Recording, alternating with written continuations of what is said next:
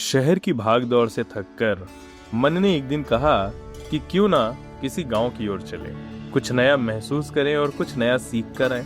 एक ऐसा गांव जहां की शांति, अपनापन और सादगी सहज ही मन को आकर्षित करती हो। तो फिर क्या था, हमने भी मन की सुन ली और निकल पड़े एक ऐसी ही गांव की खोज की ओर। हमारी यह खोज समाप्त हुई प्रतापगढ़ जिले में स्थित पर्यटन ग्राम मनगढ़ में।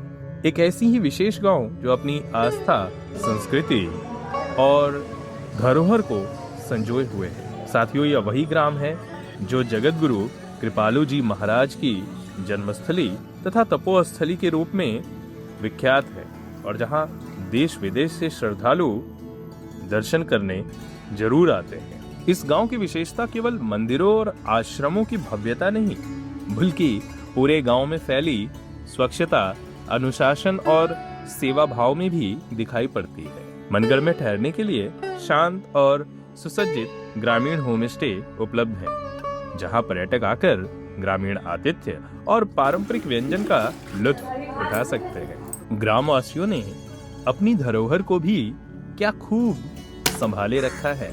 यहाँ के कारीगर मिक्स मीडिया आर्ट के माध्यम से कुछ सुंदर हस्त निर्मित शिल्प और मूर्तियां तैयार करते हैं। गांव की गलियों में स्थानीय कलाकार लोक संगीत और भजन की प्रस्तुति करते हैं, जिससे पूरा वातावरण जीवंत हो उठता है। गांव के लोग केवल मेजबानी नहीं करते, अपनी कहानियों द्वारा गांव के इतिहास को बड़े रोचक ढंग से प्रस्तुत करते हैं।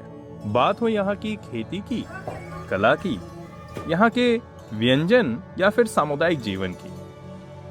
गांव की आध्यात्मिक छटा और श्री कृष्ण जी की लीला आपको इस गांव में आने के बाद जाने तो नहीं देती।